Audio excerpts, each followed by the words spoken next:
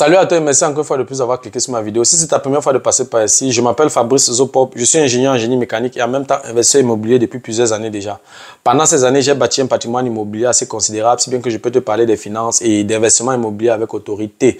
Dans cette chaîne, je parle de 4 thèmes. Je parle d'intelligence financière, je parle d'investissement immobilier, je parle des faits de société, je parle également de sport. Voilà, si ces 4 thèmes t'intéressent, abonne-toi tout simplement à cette chaîne pour ne manquer aucune vidéo. Et si en plus de ça, tu actives la cloche de notification, alors tu recevras de manière automatique une notification lorsqu'une nouvelle vidéo sera publiée. Si tu as des questions, des remarques, des suggestions, des critiques ou alors des propositions d'amélioration, n'hésite pas de m'écrire en commentaire. Un like me ferait énormément plaisir. Si tu as besoin de mon expertise, tu peux me contacter à tout moment via les coordonnées qui s'affichent à l'écran. Tu peux également me recommander auprès de tes proches pour leur permettre de profiter également de mes connaissances. Quand je parle de connaissances ici, je parle d'accompagnement dans l'investissement immobilier, je parle de formation immobilière. Cette formation peut être virtuelle ou en présentiel. Je parle d'accompagnement dans la fiscalité immobilière, c'est-à-dire que si tu as investi dans l'immobilier et tu as oublié l'aspect fiscal, tu peux également me contacter. Je vais te proposer une stratégie, comment faire pour réduire ta charge fiscale. Si tu as investi dans l'immobilier et tu aimerais faire grandir ton patrimoine immobilier, tu peux également me contacter. Je vais te proposer quelques solutions, comment faire pour augmenter ton patrimoine immobilier. Voilà, si tu aimerais mettre de l'ordre dans tes finances, tu peux aussi me contacter. Je vais te proposer quelques solutions, comment faire pour mettre de l'ordre dans tes finances. Si tu as des proches qui aimeraient investir dans l'immobilier, qui vivent en Allemagne ou pas, tu peux également me contacter. Je vais m'asseoir avec eux. On va dresser une stratégie qui va leur permettre d'investir dans l'immobilier en Allemagne. Voilà, dans la vidéo d'aujourd'hui, je vais parler de sport. Voilà, c'est visible, non? J'ai le maillot des Lions indomptables du Cameroun. Je vais parler du football camerounais. Vraiment, il faut qu'on se dise les vérités. Sincèrement, le football camerounais est à refaire. Le football camerounais est à refaire. Je vais donner quelques éléments et puis vous-même, vous allez comprendre, vous allez réaliser que le football camerounais est vraiment à refaire. Il y a eu un semblant de mouvement, il y a des choses qui ont un peu bougé. Je ne vais interpeller personne ici. Mais je dis juste que quand on regarde les résultats sur la scène mondiale, le football camerounais est à refaire. Si on fait une comparaison avec les générations passées, le football camerounais est à refaire. Si tu veux en savoir plus, reste scotché la suite juste après le générique.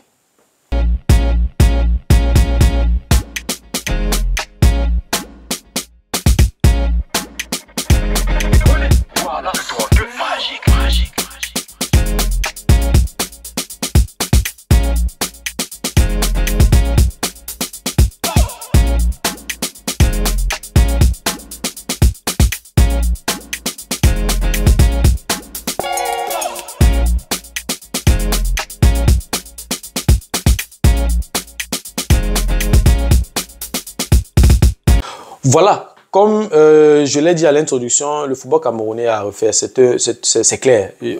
Oui, il y a beaucoup de personnes qui vont venir là, me contredire et tout. C'est de bonne guerre, je prends ça sur moi, mais je dis juste, je fais mon observation, je dis ce que je pense. Et je dis, je ne suis pas ici, je ne suis pas ici pour les beaux yeux de quelqu'un. Je donne mon avis. Je donne mon avis, je fais mes observations, je donne mon avis. Mon intention, ce n'est pas d'entrer en conflit avec qui que ce soit. Je suis un observateur de la société, je donne mon avis, je fais des propositions. Et si j'ai une quelconque possibilité, une quelconque capacité de faire ce que je peux, je le fais sans problème. Mais ici, je dénonce ce que j'ai fait comme observation. Voilà. Il y a quelques jours, c'était la remise du ballon d'or africain, masculin comme féminin. Le même pays a tout ramassé, notamment le Nigeria. Vraiment, déjà mes félicitations à ces deux heureux gagnants du ballon d'or. Vous méritez, hein? Ce n'est pas comme si je suis ici en train de vouloir contredire ou alors vouloir contester. Non, non. Ce garçon, il a fait une saison impeccable à Naples et que ce soit en championnat, en coupe comme en Champions League, c'était légendaire. Donc il n'y a rien à dire, il s'est démarqué positivement et vraiment je suis très content. Je suis très content, vraiment. Moi je suis pour le mérite, hein. Je suis pour le mérite. Tu mérites et la fille aussi pareil, donc il n'y a rien à dire, vous êtes les meilleurs. Moi, je veux parler de ce qui me concerne, mon pays, à moi. Et vraiment, tu vas encore boire un peu d'eau. Tu vas encore boire un peu d'eau, c'est important. C'est important parce que ce que je vais dire, j'ai besoin d'oxygène. Oui, toi aussi, pendant que je suis en train de boire un peu d'eau, toi aussi, tu peux boire, hein, c'est important. Parce que il faudrait que tu sois lucide. Et l'oxygène, c'est important pour éviter les AVC. Voilà. De l'année 2000 à l'année 2010, le Cameroun a gagné 5 ballons d'or. Donc, on a été représenté 5 fois. Une fois Patrick Mboma et 4 fois Samuel Eto'o. 5 fois. Tu peux fouiller les archives. Hein? Je ne suis pas ici en train de mentir. Ce sont les faits. Les faits sont têtus. Hein? Mon frère, toi qui me regardes. Donc, avant de commencer à te préparer pour me bombarder dans les commentaires, sois attentif. De 2010 à 2020, on a eu 0 ballon d'or. 0 ballon d'or. 0. Donc, c'est une façon de dire que de 2010 à 2020, on avait que les mouilleurs. C'est ce que ça veut dire. On avait que les tarots. Je suis désolé, hein, vraiment, je m'excuse. Ce n'est pas, il ne faut pas voir ça comme une injure. C'est la vérité.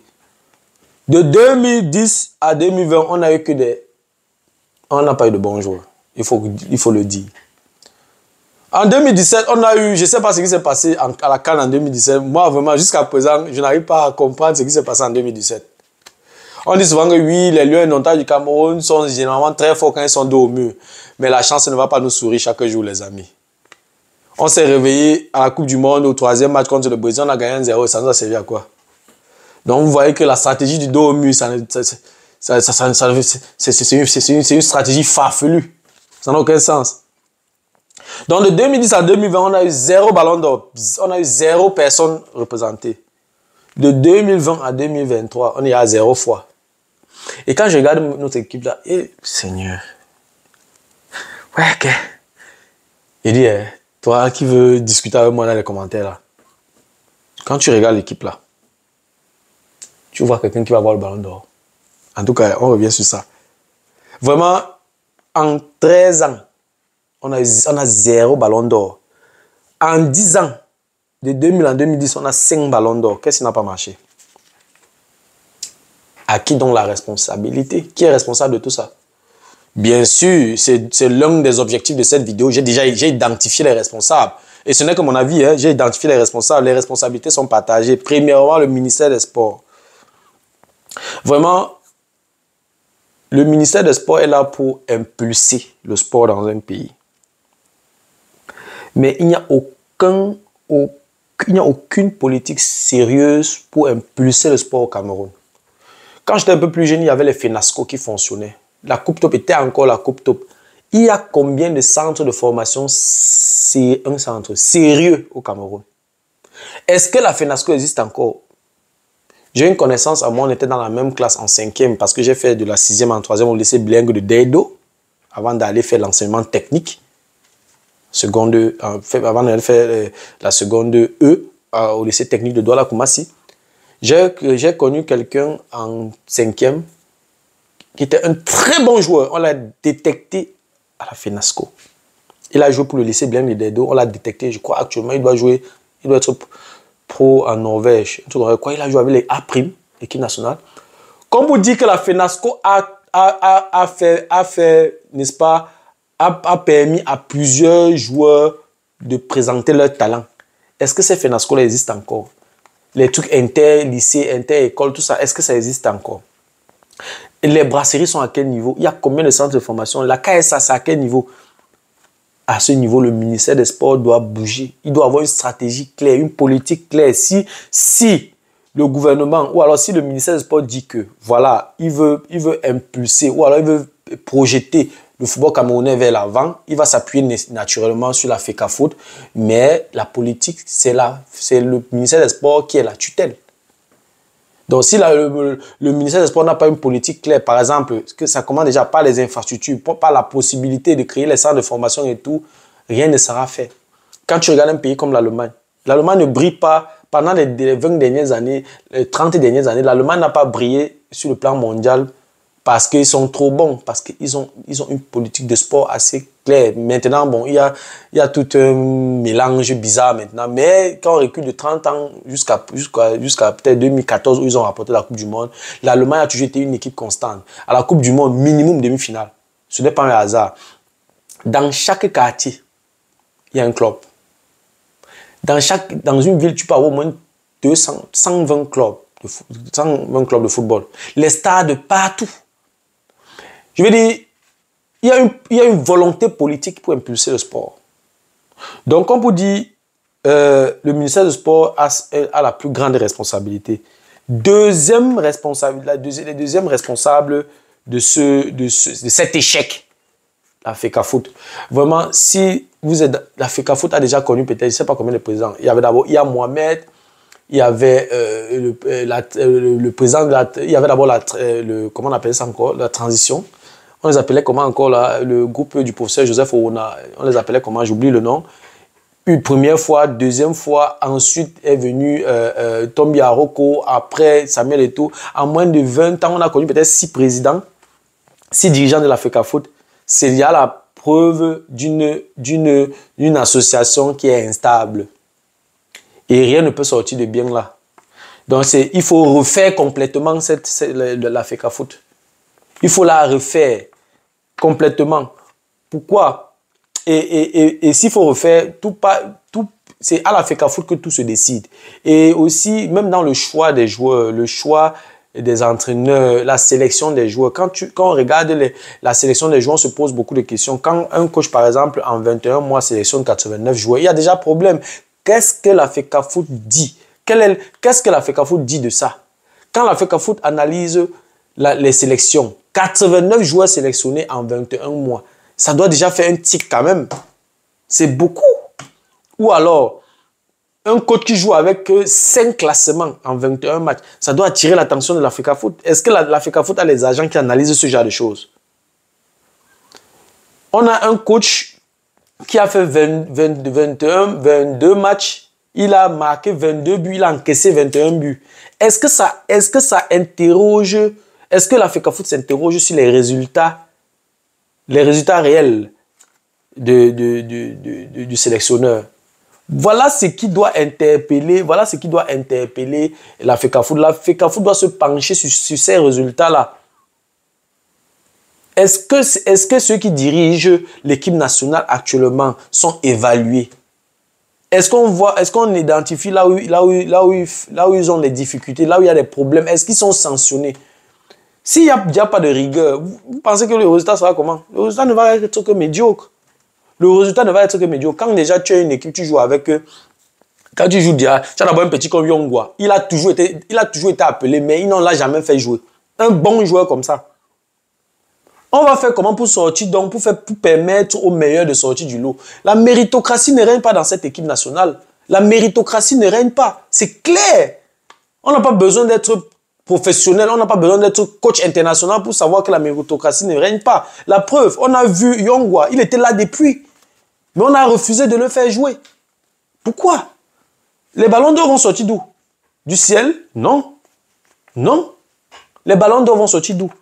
Quand déjà un coach joue avec 22, il joue 22 matchs avec 20 équipes différentes. Les ballons d'or vont venir d'où? Du ciel. Il faut que les choses soient claires. Il faut que les choses soient claires. Donc, les troisièmes responsables, c'est les footballeurs eux-mêmes. Les footballeurs eux-mêmes, en fait, quand ils gagnent il y a quelques millions, ils ne font plus rien. Ils deviennent paresseux. Est-ce qu'ils courent tous les jours? Est-ce qu'ils s'entraînent? Est-ce qu'ils identifient ses difficultés? Ils travaillent. Combien de joueurs dans cette équipe nationale, après les entraînements, restent dans le stade pour travailler individuellement? Combien? Je mets ma tête au feu. On les file. Après les entraînements, c'est qu'ils font. Ils s'en vont boire, ils s'en vont chercher les femmes, ils s'en vont faire des trucs. On voit parfois, tu vois, certains arrivent lors des matchs, ils sont devenus gros, les autres, d'autres ont les fesses, les ventres, les joues. C'est pour jouer quoi? C'est pour jouer quoi? Un footballeur, celui-là qui est discipliné, regardez vous-même comme la discipline de Samuel Eto'o. Vraiment, c'est un monsieur que j'ai toujours admiré. Je parle du footballeur, que j'ai toujours admiré. Il avait une discipline pas possible. Tellement discipliné. Regardez Cristiano Ronaldo. Il a quel âge? Regardez comment il est. Il est tellement discipliné. Il contrôle ce qu'il mange. Il y a une Coupe d'Afrique des Nations à la veille, il voit des gens manger le couscous héros. C'est pas possible. Tu as 3 semaines d'une grande compétition, tu manges le couscous héros. Je parle de Jacques, de Jean, il s'appelait comment? Un Zoa. Il avait un plat de héros à main. Le Watafoufou, héros. Tu as une grande compétition dans 3 semaines, tu vas jouer quoi? Tu vas jouer quoi?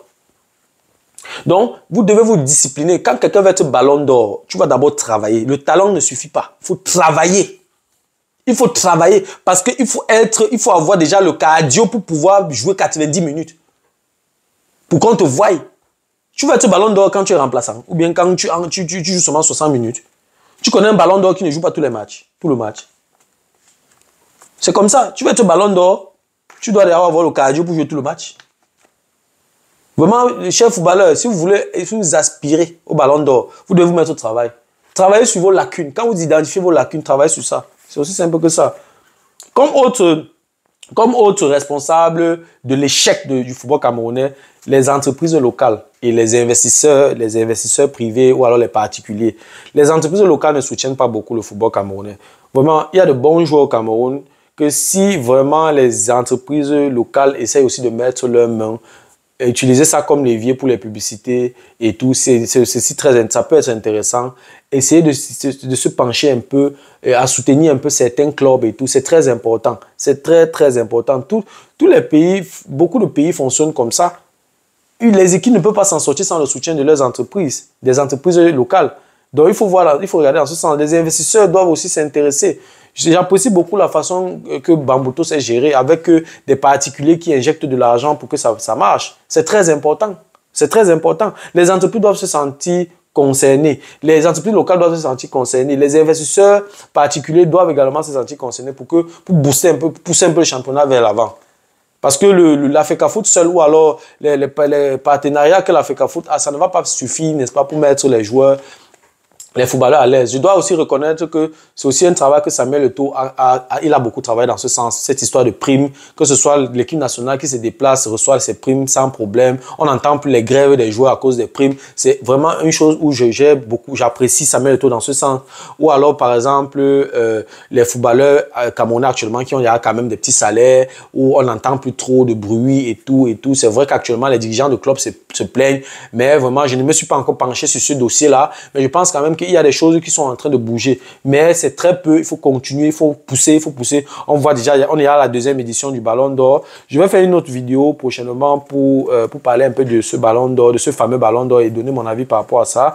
Voilà, donc on voit les choses sont en train de bouger. Je ne sais pas, la dernière fois où le Ballon d'Or a eu lieu, c'était quand, je ne me rappelle plus très bien. Je vais encore fouiller dans les archives, mais ça date quand même de beaucoup d'années. On est déjà à la 2e édition. C'est une chose à saluer. Là, maintenant, quand chaque joueur entre au stade, quand la saison commence, c'est que voilà, il y a le meilleur joueur primé. Tout le monde veut être meilleur joueur. Ça fait que ça augmente le niveau de la compétition, du championnat. Ça installe encore plus de concurrence et ça pousse les joueurs à travailler. C'est très, très important. Donc, vraiment, c'est une très bonne chose. Il faut que ça continue.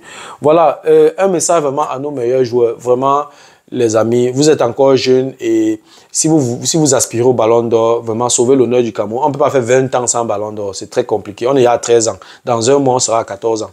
Déjà, franchement, les amis, vous devez vous mettre au travail. Zambo Anguissa, vraiment, avec les qualités que tu as, si tu mets encore plus de volonté, je te jure, plus de volonté, plus de rigueur, plus de discipline, je te jure que tu es parmi les gens qui peuvent être Ballon d'Or. Tu vas me dire que oh, celui qui a eu Ballon d'Or, celui qui est Ballon d'Or au Simen, il est attaquant. Ça n'a rien à voir. Ça n'a rien à voir. Yaya Touré a été 5 ou 6 fois Ballon d'Or africain. Il n'est pas avançante. Il n'est pas attaquant. Il n'est pas attaquant. Sadio Mané, oui, Sadio Mané est un milieu de couloir et parfois il joue en 10 derrière l'attaquant au Sénégal. Et à Liverpool, il jouait milieu de couloir. Mais il a été Ballon d'Or. Salah, même chose. Donc, laisse-moi ça. Yaya Touré était un milieu de terrain, mais il a été Ballon d'Or. Donc, toi, en tant que milieu de terrain, avec toutes les capacités que tu as, tu peux être Ballon d'Or. Mets-toi au travail. Mets-toi au travail. Mets-toi au travail.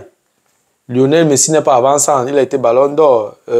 Cristiano Ronaldo n'est pas avançant, il a été ballon d'or. Donc Zambo ça, je t'en prie, mets-toi au travail. Tu as les capacités d'avoir le ballon d'or. Mbemo, tu as également les capacités techniques pour pouvoir être ballon d'or. Prouve d'abord la Kansi. Si tu sors meilleur joueur de la Kansi, comme Bazogo, et c'est ce que Bazogo avait mangé à la canne là. Bref, si tu te donnes à la CAN prochaine, jusqu'à ce que tu sois meilleur joueur de la CAN, avec le maximum de buts possible, je t'assure que tu es bien parti pour le ballon d'or. Et tu brilles dans ton championnat l'année prochaine, je te jure que tu es parti pour le ballon d'or. André Onana,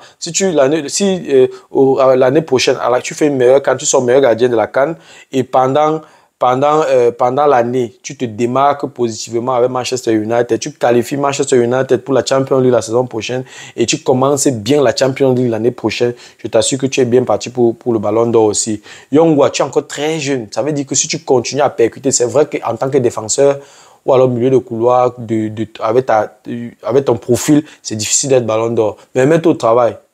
Mets-toi au travail. Si tu t'appliques, tu te mets au travail, tu as les bonnes chances, tu as les chances, n'est-ce pas, d'être aussi ballon d'or. Moubagna, jusqu'ici, tu n'as encore rien fait avec l'équipe nationale. Mais si tu aspires à être ballon d'or africain, tu dois d'abord essayer de voir si tu vas venir dans un championnat un peu de zone élevée. Je pense que tu joues au Danemark et le championnat est bas, est faible, n'est pas un championnat de première zone pour que tu aies les chances d'être ballon d'or africain. Donc vraiment, mets-toi au travail, Moubagna. Tu es jeune, tu as la percussion, tu as même plus au même poste que Osimhen qui a été ballon d'or il y a quelques jours. Mets-toi au travail et tu as les chances d'être ballon d'or.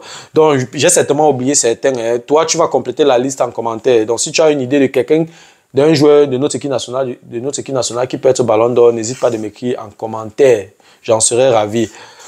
Voilà, c'était tout pour la vidéo d'aujourd'hui. J'espère que la vidéo t'a plu. Si la vidéo t'a plu, vraiment, je te prie de la partager au maximum. Si tu aimerais, n'est-ce pas, de temps en temps regarder ce genre de vidéos, ou alors si les contenus de cette chaîne t'intéressent, abonne-toi tout simplement à cette chaîne pour ne manquer aucune vidéo. Si en plus de ça, tu actives la cloche de notification, alors tu recevras de manière automatique une notification lorsqu'une nouvelle vidéo sera publiée. Voilà, si tu as des questions, des suggestions, des critiques, des remarques ou des propositions d'amélioration, n'hésite pas à m'écrire en commentaire. Un like me ferait énormément plaisir. Voilà, si tu as besoin de mon expertise, tu peux me contacter à tout moment via les coordonnées qui s'affichent à l'écran. Tu peux également me recommander auprès de tes proches pour leur permettre de profiter également de mes connaissances. Merci encore pour ta disponibilité. Merci pour ton attention. C'était Fabrice de Imo Génie. On se dit donc au revoir et à la prochaine. Ciao.